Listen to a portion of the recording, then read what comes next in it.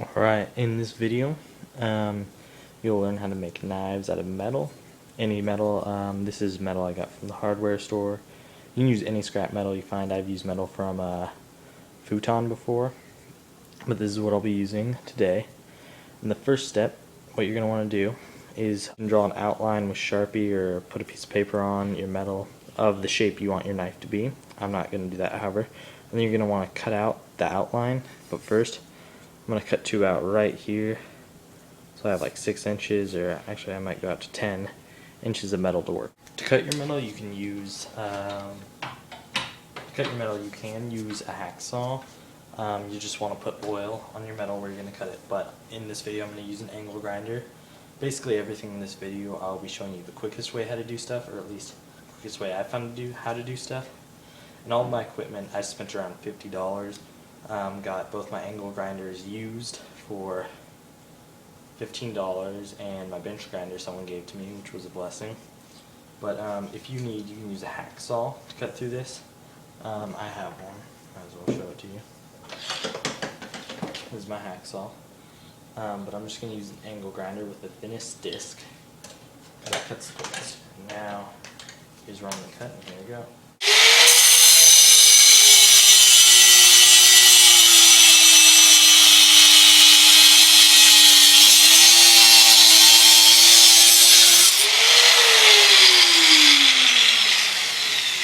Alright, I'm done with that. That took me like 10 seconds as compared to the hacksaw, which would take about an hour.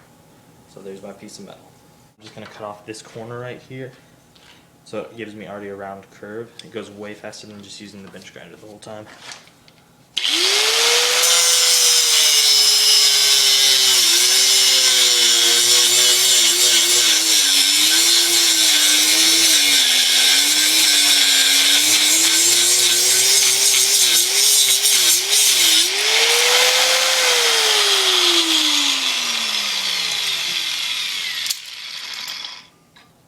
Metal gets really hot, so you don't want to pull it off with your hand. So there's that, and I already have my curve started. It'll go off a little bit more. Alright, so what I'm going to be doing is I'm just going to be shaving this off and making it more rounded, and probably round these ends down here. This is where my blade's going to be.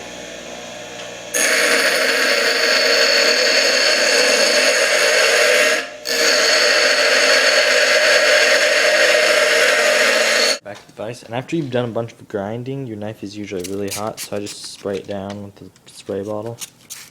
I don't know if you can see all that steam coming off of it. It gets really hot, so if you're not wearing gloves, you would definitely burn your hand. And like I said earlier, you can do this with a file, but this took me about 20 minutes, to get the outline of this knife. And usually I do put Sharpie around it, but I just want to make this knife really basic, so I just didn't really do a whole ton with the outline or anything. And this metal's pretty thick, so what I'm going to do now is I'm going to try to thin the blade out, because the thinner the blade, the sharper you can get it. Now, I do have a heavy duty file, but I'm going to use the angle grinder for this, because it just saves a lot of time. But what you would do is you put your knife in a vise, or however you can to hold it tight, and then you take your file with both hands and just scrape down on the knife. And you can see it starts to work into the knife. If your files are going like that, then you just want to go with the files so it scrapes off more.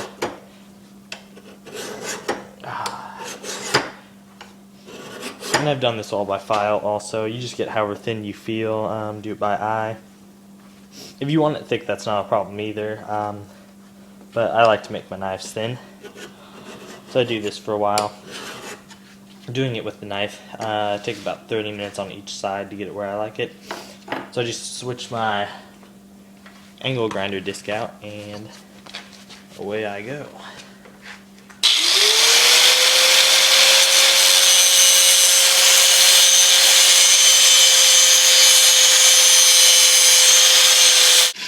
Also, another reason I do this, which I probably should have told you this before I started, but this metal, usually it's bowed, like on this side it's bowed out. I'll show you when I flip it over.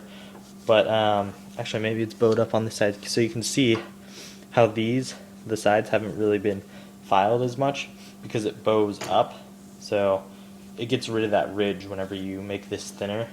So you would definitely want to check your metal for that.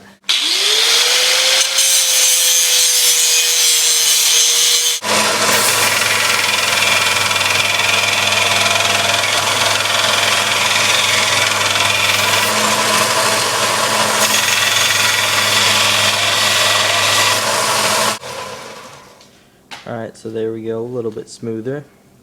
Still kind of rough. Didn't really go that long on it.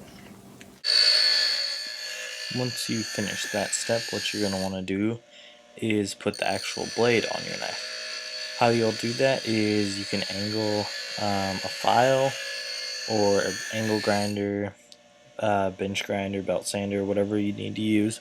Just angle your knife on it and scrape away the material, bringing both sides of the knife to the center.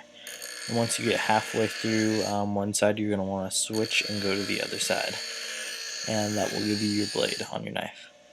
And where you're starting, you'll want to make a little bit deeper of an indent, more defined, I guess, just so the blade will actually stop there and flow into the rest of the blade as well. Alright, I'm getting pretty close to finished. So what I'm going to want to do is I'm just going to finish the blade by using a file, which I don't always do this, but it helps. And then I like to use the belt sander. And if you don't have any power tools at all and you just use a file, that's not a problem. But the one power tool I would suggest you get is an angle grinder, because you can use an angle grinder for everything. So like if you're putting the blade on with an angle grinder, you would just simply tilt at an angle and bring it all the way back like that to where you wanted.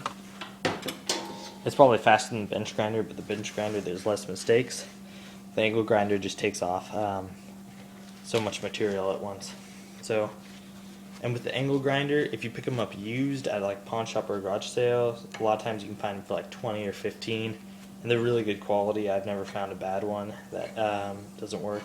And I always like to finish my knife blade by using the belt sander.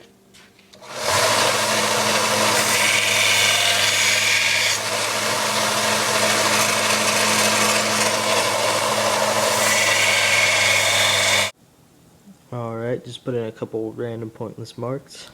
I don't know why, I thought they looked cool, but they don't. So, there we go. Now, I'm going to drill some holes in here.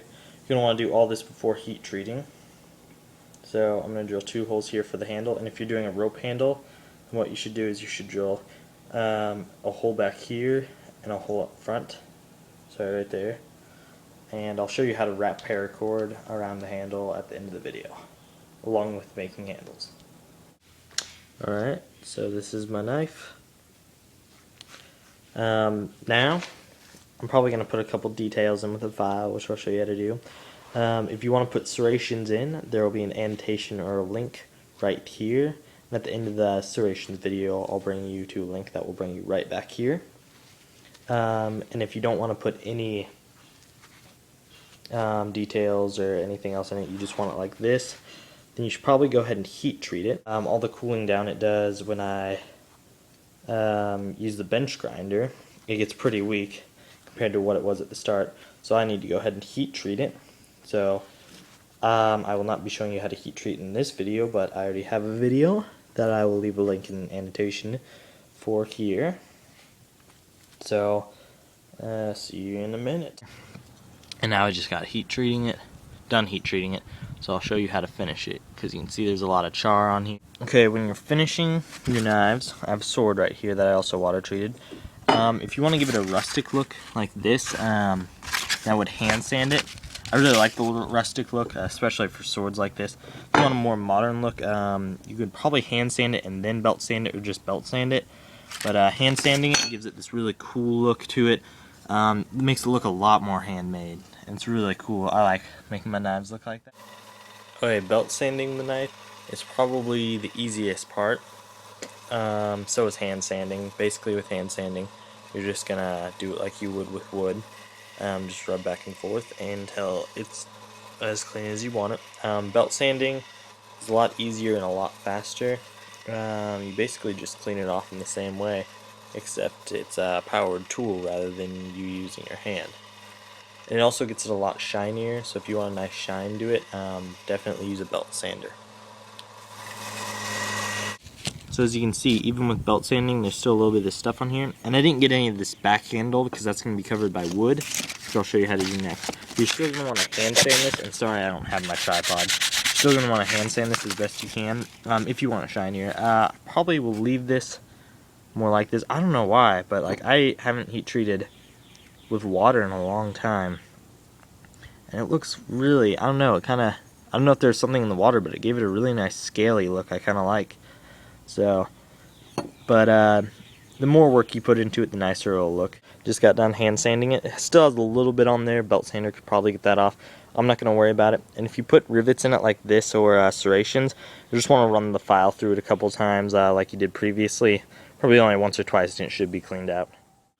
Alright, that's the end of this video. If you want to make a paracord handle, just click on the video that's playing right there. Behind the knife, and then through this little loop. Have this shape. And if you want to make a wooden knife handle, click on the video playing here. Sand it down. Thanks for watching. Make sure to like. And then I just like to leave that space there, and then when you're done,